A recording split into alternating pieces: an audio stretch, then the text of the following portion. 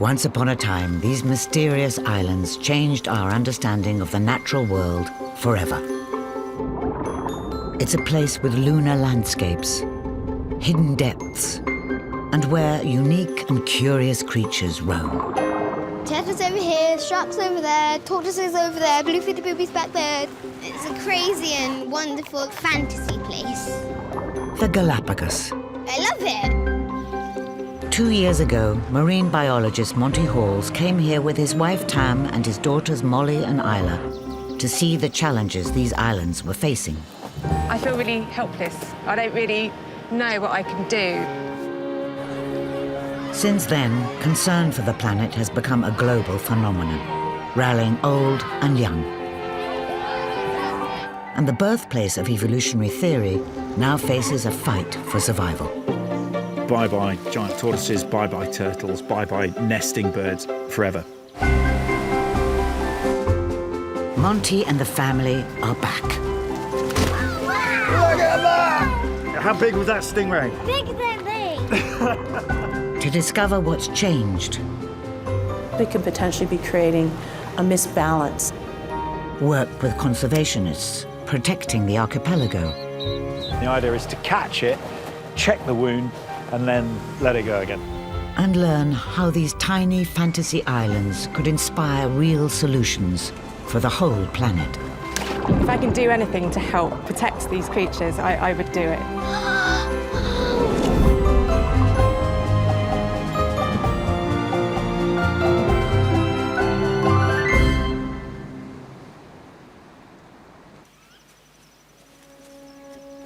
Where are we going? We are going to an extraordinary place. Tell us what it is. No, well, it wouldn't be a surprise then, would it? The Halls family are off to a Galapagos wonderland. Because the islands, like Isabella, were formed when volcanoes erupted, and there's unique weather here, there are many different landscapes.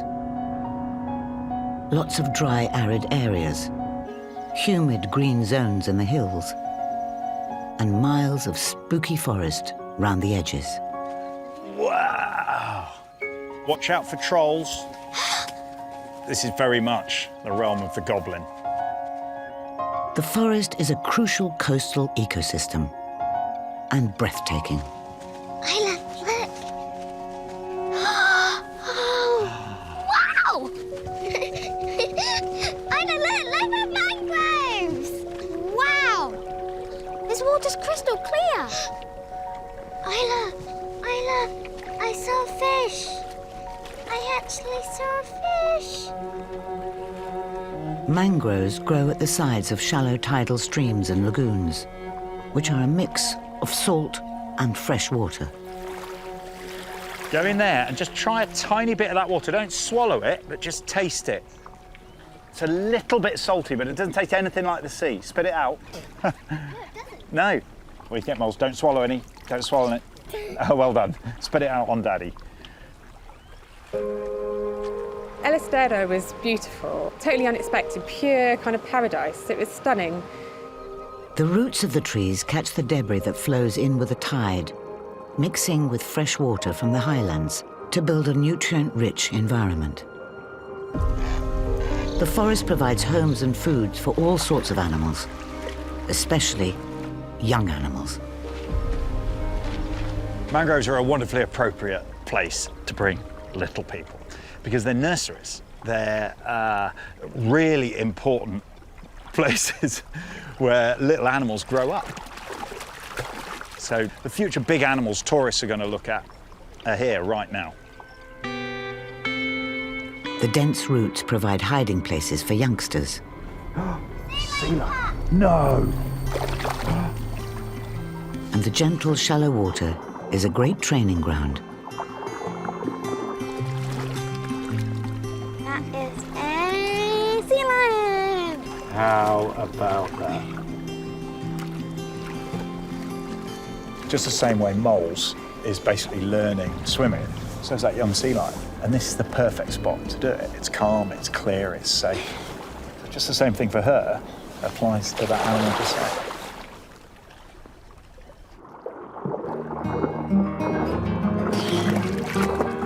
It's not just small girls and sea lions that learn skills in the mangrove. These waters are vital nurseries for many young sharks too. And there are 27 native species in the Galapagos. When the family visited 2 years ago, shark news dominated their stay. When we came here last time, the Chinese shark boat had just been apprehended. In 2017, the Galapagos National Park and Ecuadorian Navy seized a Chinese fishing boat containing an enormous haul of sharks, nearly 6,000 in total. Many were endangered and protected. There was despair, there was frustration, there was anger. The fury was partly because the ship was found in the protected Galapagos Marine Reserve. The discovery touched all ages. So you're leading the charge for the next generation. We could say that all kids are. The protest was unprecedented, but the grief spearheaded even more action across the islands. That's still prominent 2 years on. This time, there is resolve and there's hope and there's fortitude, and they've moved on.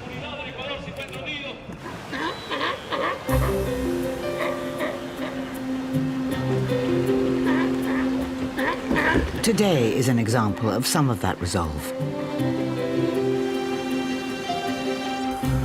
Over on neighboring San Cristobal, the local marine scientists have organized Shark Day. Hard throw, moles. Yeah! Moles, legend. It's a fun day out, letting families learn about their local wildlife with sharky games. It's a really good day, this, because a lot of the stuff the kids are doing is based on the science that the scientists are doing out in the field. Things like ID through photo identification, coloration. Real shark, because they have spots on them. You're right.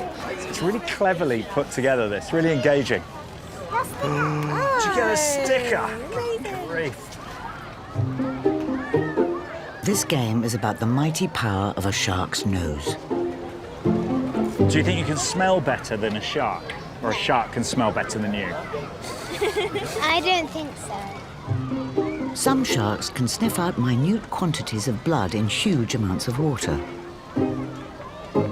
But to illustrate this feat, scientists have sensibly gone for varying dilutions of lemon and ketchup. Coffee. That smells like apple juice to me. What concentration? Do you think a shark could smell that one, or that one, or that one? Can a shark smell these or Do you these? think that one? These one. Okay, you're right. Yeah. Good. 1 drop in 1,000,000 milliliters of water. That's how good sharks smell. They can smell the ketchup. Inspiring local children to learn about sharks is a big step towards encouraging them to look after their wildlife. But for the scientists, there's a bigger goal too. Lauren Goodman is a marine biologist here. The ultimate aim is we want to start getting more local scientists here interested in studying marine biology and marine ecology and understanding what is around them. Because generally this population hasn't been that involved with the science here, and so that's what we're trying to do. After a great day out, Isla is definitely feeling the sharky love. Quite a few people think they're just beastly animals, but they're just out there living their lives like we do. Imagine if a load of sharks came and fished your family out their house. I don't think you would be happy. That's exactly how the sharks feel. But another adventure is in store. Lauren is researching a newly found shark nursery and has space for 2 enthusiasts on her next boat. So long as everyone gets an early night.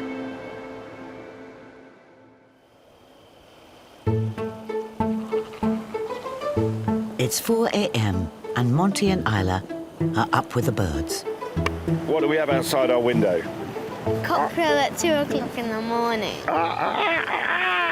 From 2 o'clock in the morning. So yeah, by the time 4 o'clock came, we were desperate to get up and get on with it. We're both shark fanatics. It's a big day ahead. You can sit wherever you'd like.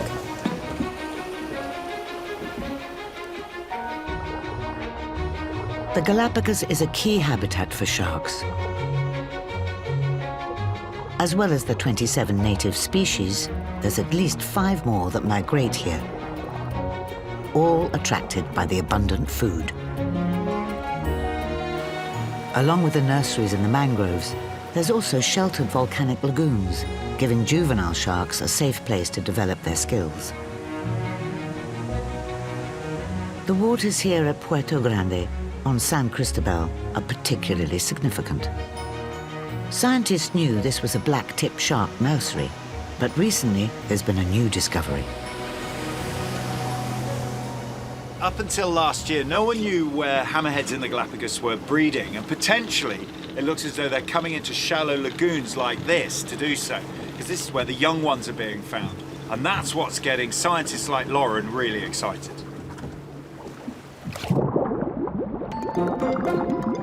To find all the sharks, they're using cameras on the floor of the lagoon and in the sky.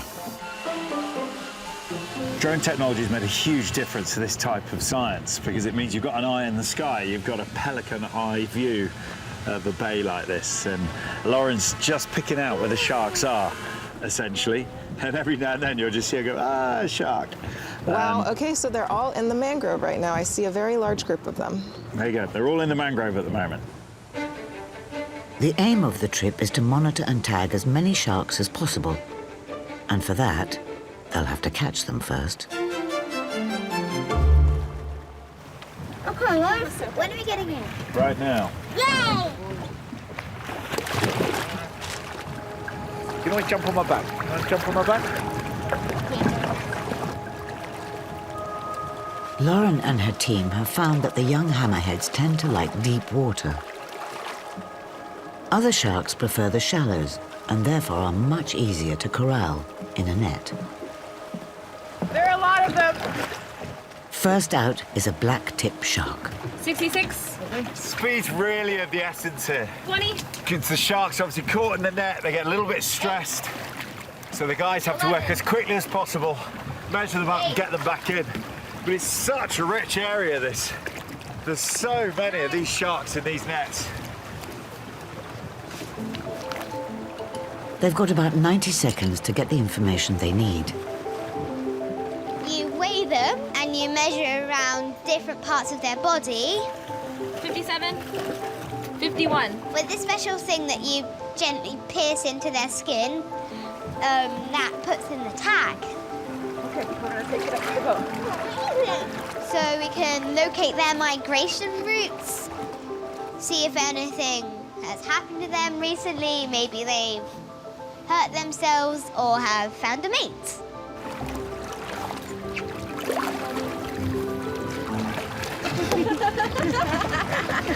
Was that close enough? Was that close enough?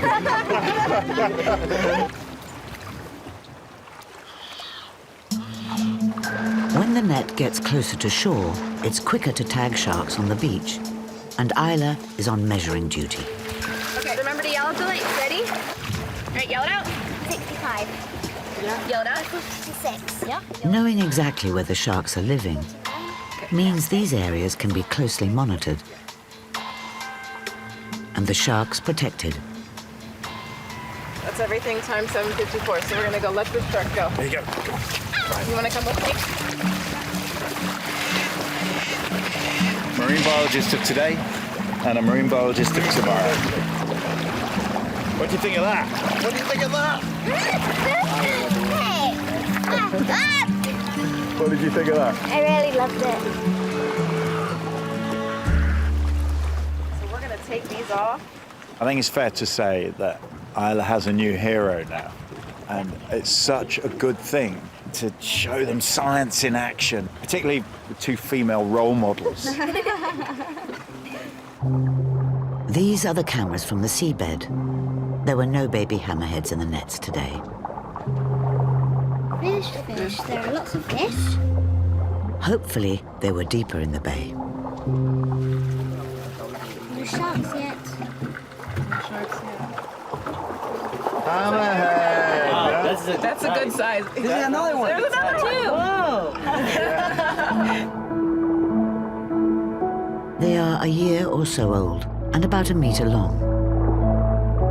It shows how important these lagoons are for young sharks and potential young scientists. Did you have a good day today? Yeah. What was your favorite part? Baby sharks swam straight past my face. It's really nice. I've never had somebody this age come with me, and she was so enthusiastic. Oh.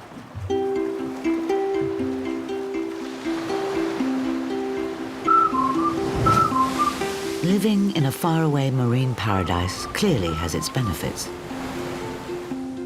But finding the everyday essentials for life on an island can be troublesome. There's challenges, of course there are, like simple logistics, just living an island life, it just presents challenges. Oh.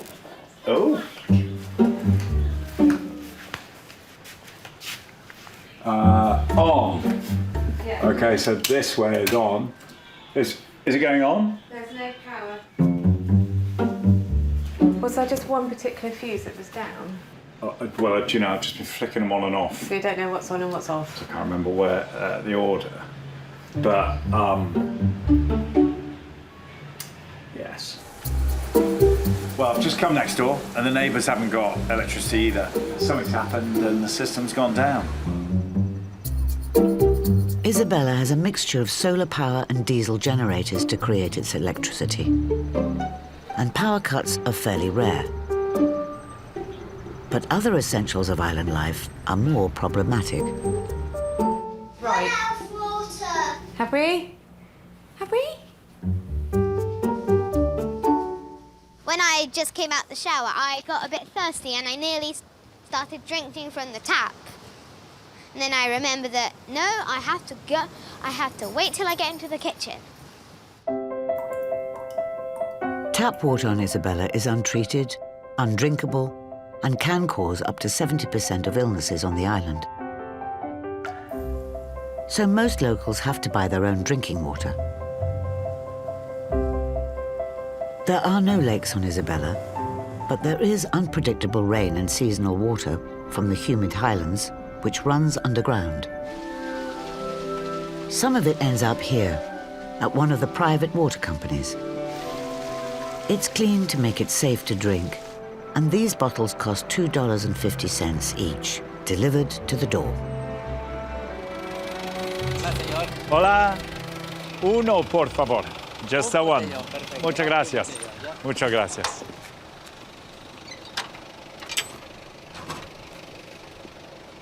Outstanding. Thank you. No need for this man to go to the gym. Wonderful. Muchas gracias. Okay. Thank you. Bye-bye. We're on probably about 2 of these a week as a family of 4. But of course, we're one family. There's 3,000 people live on this island. Water's a big issue here. Serious one. Thanks to Isabella's hilly landscape, there is another way of getting water. Are you going to hold it for me while I get on it? Thank you very much. It's very kind.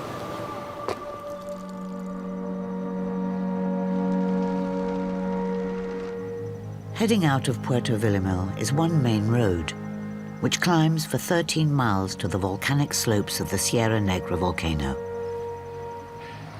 There's the reason this road is so large and well developed, is that it was so key that the people here get access to the highlands. Up here, there's a seasonal thick mist known as La Garua.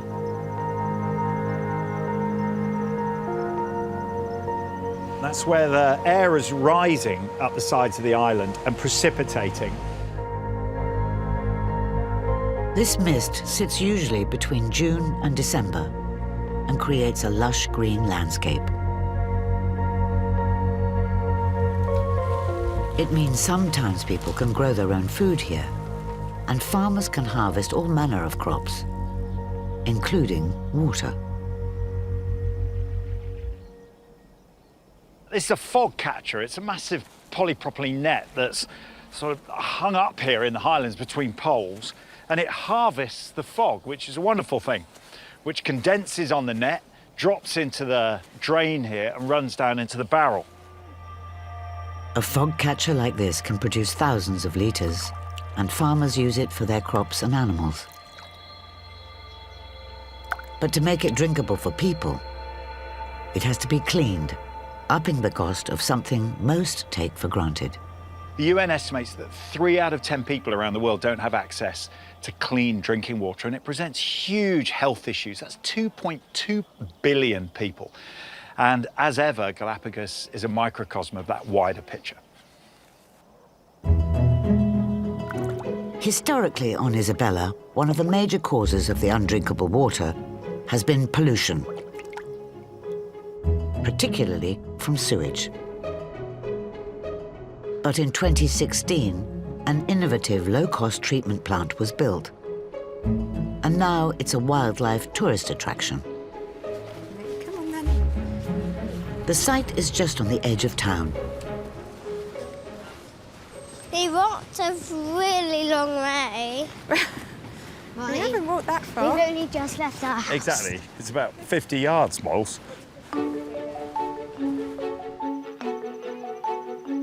A series of 5 man-made wetlands have been created next to the small, simple sewage plant. They form a host of new habitats and still provide a solution for the age-old problem. Isla and Monty Halls, when you get a lot of people in a place, what do people produce? Poo? Poo, correct. Poo and wee and other things. The wetland receives partly filtered wastewater and uses the nutrients from it to grow. So you see all this, the grass, that filters effluent, essentially, and it does it in a really natural way. The newly planted native grasses support insects, reptiles, small birds, and something a little larger. Flamingo! Look! Ah, there's a flamingo right here, There's Moles. a flamingo, Look, Molly. look. I see it. A headless flamingo. Wow. There's a small population of flamingos on the islands, likely to have flown in from the Caribbean. It's eating! It's eating! It is. It is. And what food is it eating? Shrimps. Pink. And crabs. And little crabs. That's true, The Moles. pink shrimps gives them its colour. They feed by stirring up the mud with their feet and then use their tongues to push the soup through a filter, sieving out their food. They mate for life and are usually sociable. Flamingo, go that way. Yeah, you tell it. It's the biggest treatment plant of its type in Ecuador. And so successful, other Galapagos Islands are considering it too, for wildlife and tourism. It's amazing. Coming out for a day with the girls to see the poo.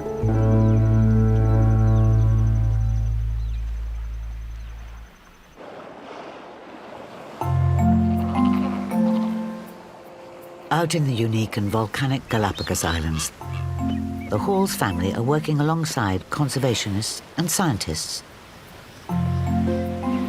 discovering the issues and solutions the islands are dealing with. Don't run, you might scare the sea lion. Slow, slow, slow. Today they're coming to snorkel in a special sheltered bay. Imagine if he had his tail out and his head in. I know. We definitely disturbed him because he opened one eye. Yeah. Concha del Perla is like a giant rock pool, almost completely surrounded by lava. So it's home to lots of small marine animals and bigger ones that come in to hunt. This is actually the secret trick. It is the secret trick, isn't it? It works every time. Right, you put it on your face so it's comfy. As she's learning to snorkel, Molly has a new full face mask to help her breathe more easily. It doesn't last long. And actually rented it, very cold, rent out, goggles on, rent out, goggles on.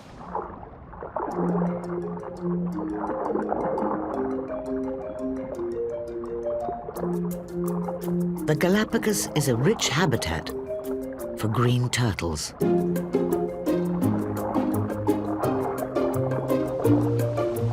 saw loads of turtles and we saw loads of sea lions.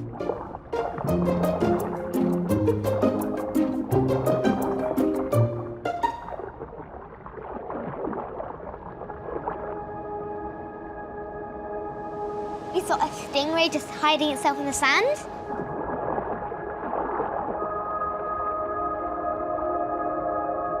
Stingrays feed on crustaceans, mollusks, and fish that live on the seafloor.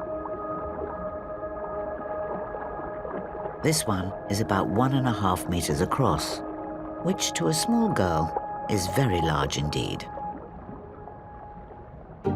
How big was that stingray? Bigger than that? Bigger than me. That's only 10 meters. 10 metres. It was comfortably 10 metres across.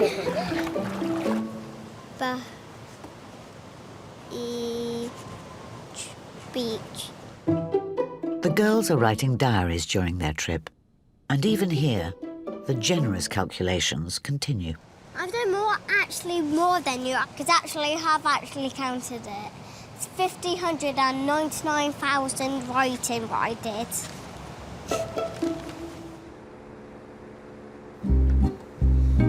Living on a small, beautiful island is picturesque, but when it comes to feeding a young family of 4, they can't live off the view. There's a range of challenges. Most of the dried goods on the 10 or so food shops on Isabella have come by cargo boat. It arrives every 2 or 3 weeks, but the food is more expensive than on the mainland, and it sells out immediately. The ship comes in, everything's restocked, but within a day or 2, it's just gone again. Tam has found the local farmers market, and it happens every Saturday. Hello. But even here, shoppers have to be early to find the full range of produce, and it starts at 4 a.m. Are these grown in Isabella? Sí. Todo está en Isabella. Everything in Isabella. And is this Papaya, guava? papaya. Oh, it's papaya. Papaya, rábano, Yeah, radishes. mandarinas, limón, naranja. Okay, I might get some Mandarinas mandarins. son dulces, son muy sabrosas. I'll get some mandarins as well. Sí. Though it's all fresh and exotic, it's seasonal, and not necessarily the fruit and veg that both small girls have grown to know and love. This is where it gets complicated because Isla doesn't eat potatoes, Molly eats potatoes. Molly doesn't eat peppers, but Isla eats peppers. Isla eats tomatoes, Molly doesn't. They both eat cucumber. So at the moment, they're on a ration of cucumber, bananas, apples, and carrots between them, which isn't enough. There's less range than you might expect on a subtropical island. ¿Cuánto cuesta lechuga? Lechuga, $3. $3. $3. Wow, it's huge. And it takes muscle power to get it home. That's it. I can't fit any more in my bag. So that's it. That's the other problem. You have to come out with strong arms and plenty of bags. To understand the bigger picture about the Galapagos and why there's a limited range of fresh food on offer, Tam has headed up to the Highlands. They're here to see Laura and her son Kian at their Highland smallholding. Laura moved to Isabella from the UK 10 years ago to be with her now husband Pablo. And they grow their own fruit and veg on this 10-hectare site. I went down to the market today. It's all the seasonal kind of produce. Exactly. Local produce. Still missing those sort of things that we're more used to from home, like more sort of greener vegetables, like broccolis and that kind of thing. When you come into Galapagos, you can only bring certain fruits and vegetables. So yes, there's lots of things that we cannot grow here. Yeah, just not allowed. And not to bring in. Historically, some plants on the Galapagos were brought in by visiting ships or settlers and have taken such a hold they overpower the local flora, so the laws are strict. Lots of different things like strawberries, things like that, we're not allowed to grow here because they're an invasive species. Yeah. Some plants that have already arrived and could expand their diet have to be dug up too. So we do blackberry walks. If we find blackberry, we have to take it out by the roots and burn it. Right, okay. So it's very you have to do invasive. regularly, yeah. Yeah. I tell you the other thing I'm struggling with. I need a bicycle with like a basket or something with a trailer, because carrying that home. You're not allowed a basket here. You have to learn the Isabella way. You just need to be able to carry everything. You just need to learn the Isabella way. Okay. I'll learn it. There is some popular island produce that grows right on the coast and in local gardens. Coconuts. Laura and her husband Pablo have 3 coconut trees in their town garden, ready for harvesting. Monty is here to help. Last time I was in Pablo's garden, he said to the girls, stay away from the coconut trees because they were ready to drop. If one of those hit you, it'll kill you. Coconuts naturally fall and smash when they're ripe, so Pato is here to pick them. It's a career change for him.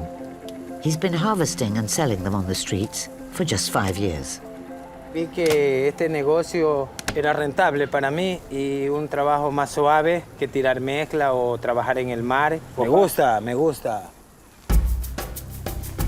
It says a lot about the difficulty of being a fisherman.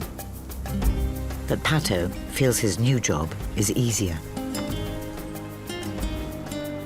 A hazardous undertaking in a number of ways. Number 1 is falling off. Number 2 is the coconuts you're getting are ready to drop. And while you're clambering up, look at this, real athleticism. But while you're clambering up, you don't want one of those coconuts to fall. But the problem is you're kind of shaking the tree a bit. It's like doing a pull-up 50 feet up in the air. Until recently, he climbed without ropes. Oh, yeah! Has Bato ever fallen off? Pato, yes, he had an accident. Really? Some time ago, yeah. Hence the reason he's now got a little harness on, which wouldn't stop him falling, I don't think. Would just give him a nice guided descent down the trunk. Having witnessed such effortless athletics, Monty can't resist having a go. Right, this is no sort of shiny carabiners or nice webbing and harness and things like that. This is a bit of old rope and a tow line, essentially. Okay. Gracias, Pat. Arriba.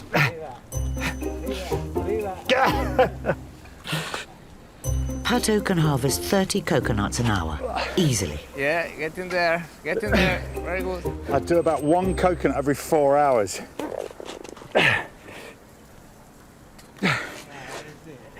Well done.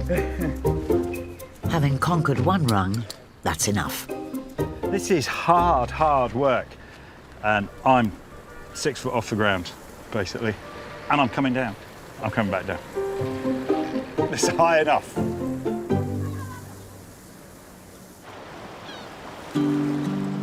Down on the beach, a special occasion is approaching. I'm gaining on you both. You're too fast. Monty and Tam met on a dive program 10 years ago, and their anniversary is coming up. 10 years is traditionally marked by a massive coconut, apparently. Oh, sorry. Cheers. Cheers. It's gone by incredibly quickly, and I'm amazed about what we've managed to fit into those sort of 10 years. We've had a ball, actually.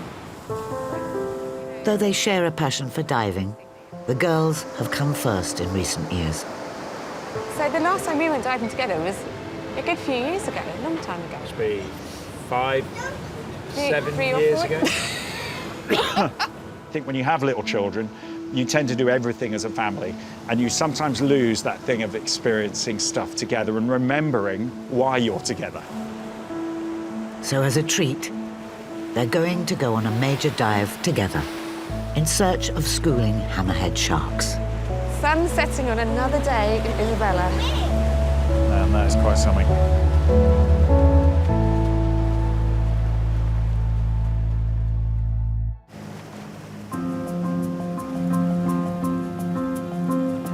It's It's expedition day on the Galapagos.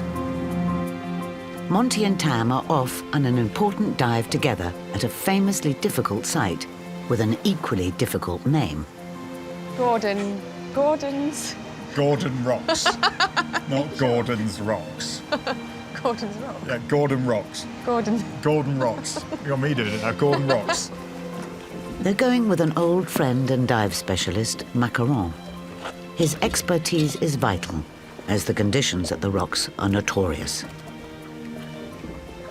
I did go out a couple of years ago, and the currents and the surge and the waves are really quite intense. So I know this particular dive site can be quite challenging, so I'm a little bit nervous about it. I'm really looking forward to it. I haven't dived this site for 20 years, and diving in the Galapagos is demanding. It's the big currents that bring the big animals. Gordon Rocks are just 1 hour boat ride northeast from the main island of Santa Cruz. And it's one of the top dive sites in the world for scalloped hammerhead sharks. Scallop hammerheads have a distinctive ripple to their mallet-shaped head and are endangered as they're favorites for shark fin soup. Gordon Rocks is one of the few places where they gather in large schools. And Tam and Monty will be helping to monitor their numbers if the conditions allow. Hopefully the currents aren't going to be quite so strong. Crystal clear visibility. The clears hopefully will be better. The light's better. Sharks everywhere. The hundreds. Yeah. Gordon Rocks is 3 rocky pinnacles which poke out of the surface, funneling ocean currents through a multi-layered channel. Conditions can be so choppy, it's known as the washing machine. Nerves are starting to show. All right, girl? Yeah, all right. Good. It's going to be great. Yeah, just want to get in and see what we can see. It's one of the best dive sites in the world. Yeah. Best dive sites on planet Earth. Hammerheads like to congregate around deep rocky pinnacles, and these fit the bill. Outside the Gordon Rocks where we are right now is very deep. Here is vertical wall where it can down to 60, 80, 100 meters.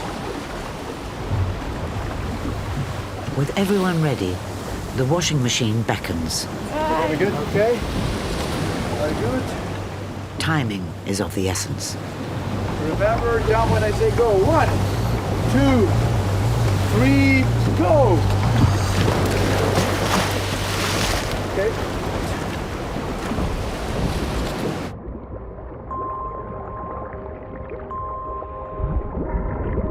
Mercifully today, the current is not too bad. I felt a bit disorientated, so going down, I was, just trying to sort of orientate myself, and the visibility was quite bad, so, you sometimes feel like you've got a bit of vertigo going on. I wasn't feeling that brilliant, but sort of settled down and got into the dive. As the Galapagos currents hit the rocks, they bring nutrients to the surface, which attract everything from little fish to big sharks and more.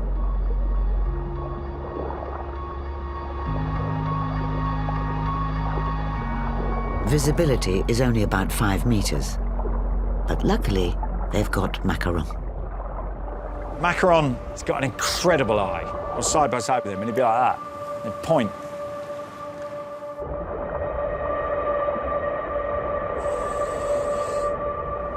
And then about a minute later, a hammerhead would swim out of the gloom.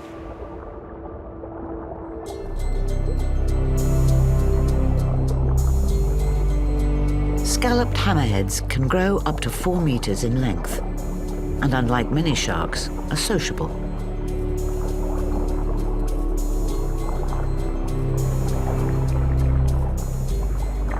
There are many theories about why they gather together. One of them is about choosing a mate. You can see these silhouettes, these shadows of these big sharks. And then they just sort of came slightly closer, and it kind of felt like they were doing a little bit of a circle around us.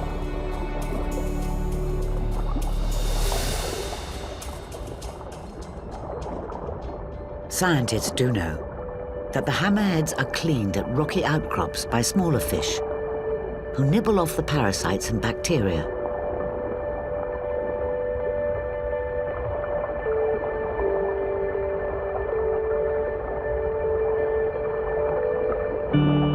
In total, over 20 sharks are spotted before these majestic animals disappear into the gloom.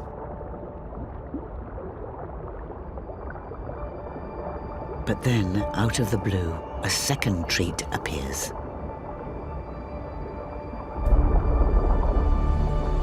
A school of stunning golden rays.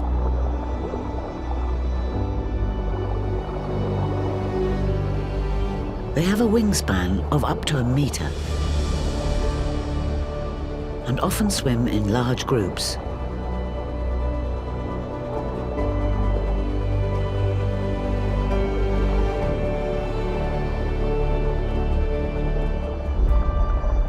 It's a perfect end to a perfect dive. I got it. There you go. That was outstanding. Outstanding. Loads of life down there, just loads and loads of life. Well, that's great. Well done. Tam is triumphant. I actually really looked at his eyes and you could see that just one eye just following us along, you know. It's actually, eyeballing us. Yeah. Isla would be over the moon to do. I can't wait to do this with her. I really can't.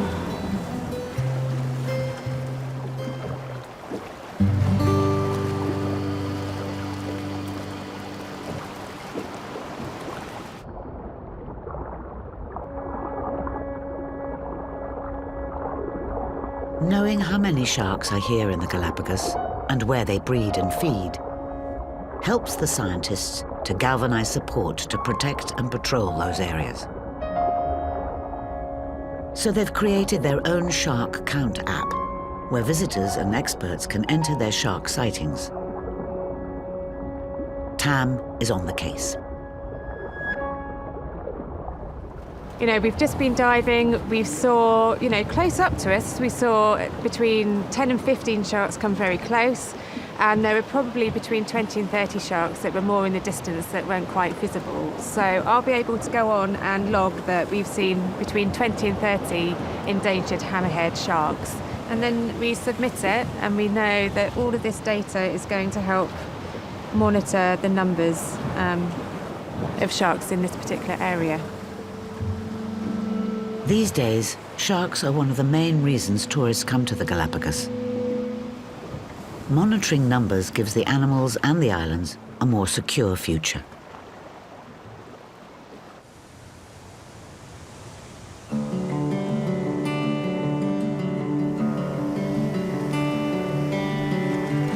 After a big adventure without the girls, today is one for all the family.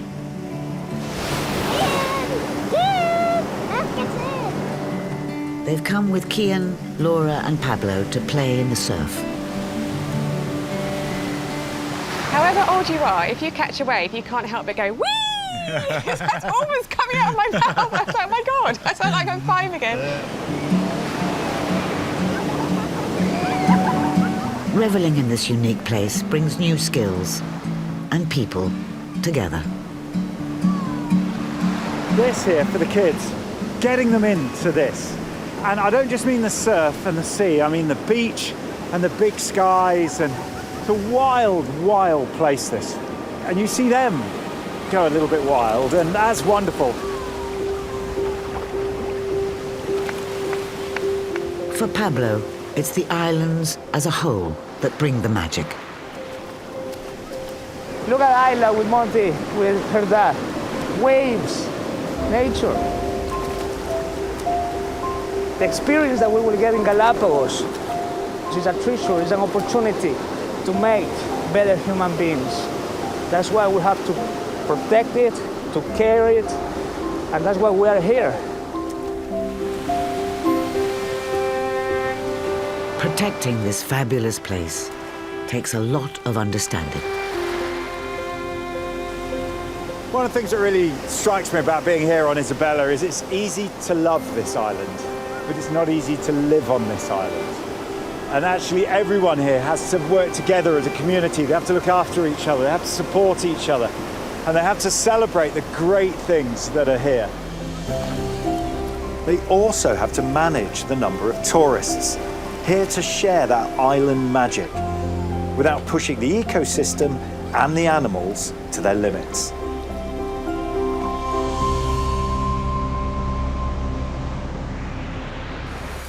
Next time, something is afoot when Isla and Molly turn scientists for the day. What is that? I think it's a sock of some kind. And Monty helps rescue a sea lion in distress. You can see where the hook was embedded in the mouth. I think